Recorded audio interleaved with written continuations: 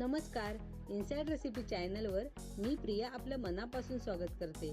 आज मी बनवणार आहे भुजिंग। आता खूप लोकांनी हे पहिल्यांदाच नाव ऐकलं असेल, तर त्यांच्यासाठी सांगते, विरार वसई साईडला ही एक फेमस डिश आहे। वसई विरारला जाऊन भुजिंग नाही खाल्लं तर मग काय खाल्लं?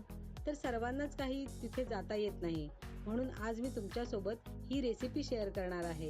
तुम्ही पण घरी नक्की ट्राय करू शकता। चला तर रेसिपीला सुरुवात करूया। सर्वप्रथम मी इथे मसाला बनवून घेणार आहे। त्यासाठी इथे घेतले आहे धणे, जिरे, हे बारीक करून घेत आहे। हे तुम्ही मिक्सर मध्ये सुद्धा लावून घेऊ शकता, पण थोडं जाडसरच ठेवायचं आहे।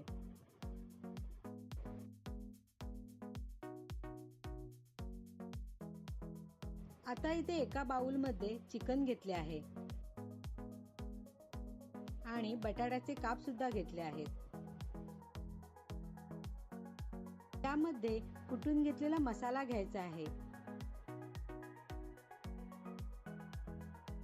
त्यामध्ये थोडासा लिंबाचा रस, हळद आणि चवीनुसार मीठ घेत आहे। हे सर्व मिक्स करायचं आहे, जेणेकरून हे सर्व मसाले चिकन आणि बटाट्यावर कोट होतील।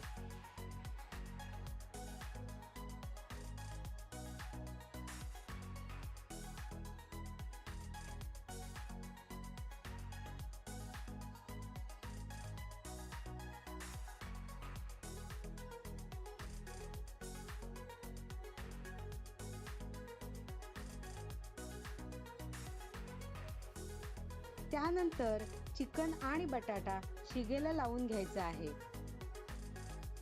एक एक करून सर्व शिगा लावून घ्यायच्या आहेत।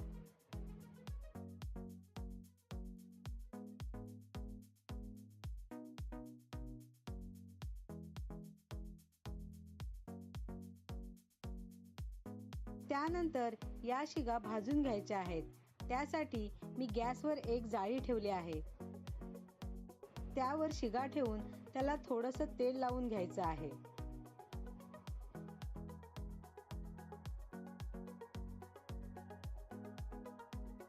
आणि सर्व बाजूंनी व्यवस्थित उलटून पालटून भाजून घ्यायची आहे। अशा प्रकारे सर्व तयार केलेल्या शिगा भाजून घ्यायच्या आहेत।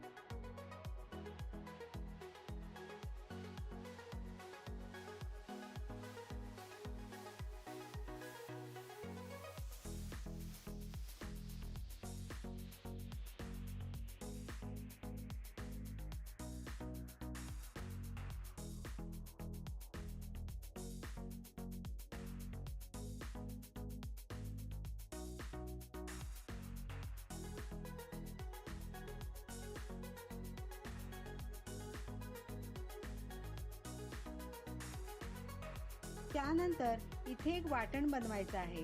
त्यासाठी इथे मी एक मिक्सरचं भांडं घेतलं आहे। त्यात भाजून घेतलेलं सुकं खोबरं, 2 ते 3 हिरव्या मिरच्या, थोडीशी दालचिनी, 5 ते 6 लवंगा, 3 ते 4 हिरवी वेलची, 5 ते 6 लसूण पाकळ्या, हे सर्व मिक्सरला लावून घ्यायचं आहे। आता गॅसवर एक कढई घेतली आहे। त्यामध्ये थोडंसं तेल घेत आहे। त्यात उभा बारीक चिरलेला कांदा घेत आहे। कांदा व्यवस्थित परतून घ्यायचा आहे।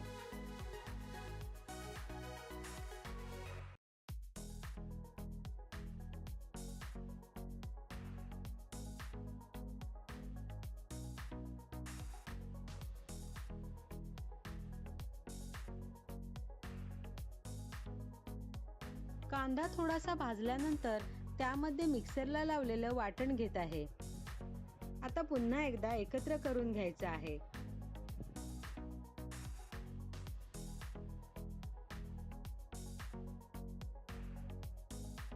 त्यानंतर त्यामध्ये भाजून घेतलेलं चिकन आणि बटाटा टाकायचा आहे।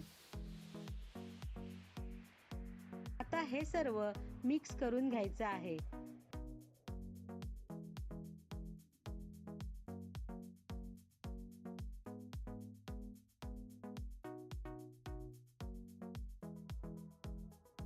मिक्स झाल्यानंतर यामध्ये थोडंसं पाणी घ्यायचं आहे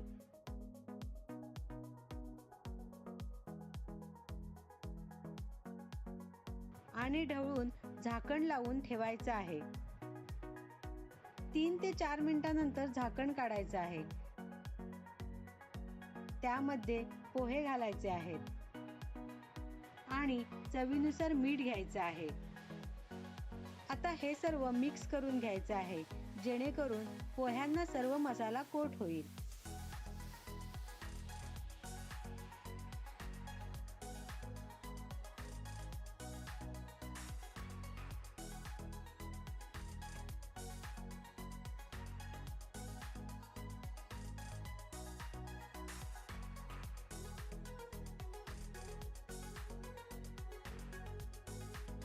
आता पोहे शिजण्यासाठी पुन्हा एकदा 4 ते 5 मिनिटांसाठी झाकण ठेवायचं आहे. आता 5 मिनिटं झालेली आहेत. त्यानंतर झाकण काढून त्यामध्ये थोडीशी फ्रेश कोथिंबीर टाकायची आहे आणि सर्व एकदा मिक्स करून घ्यायचं आहे. आता आपलं भुजिंग खाण्यासाठी तयार आहे. अगदी सोपी आहे ना रेसिपी. तुम्ही पण नक्की ट्राय करा. तुम्हाला माझी ही रेसिपी आवडली असेल तर आपल्या चॅनलला सबस्क्राईब करायला विसरू नका आणि व्हिडिओला लाईक आणि शेअर नक्की करा. तोपर्यंत मस्त रहा आणि खात रहा. पुन्हा भेटूयात नव्या एका रेसिपी सोबत. तोपर्यंत बाय बाय.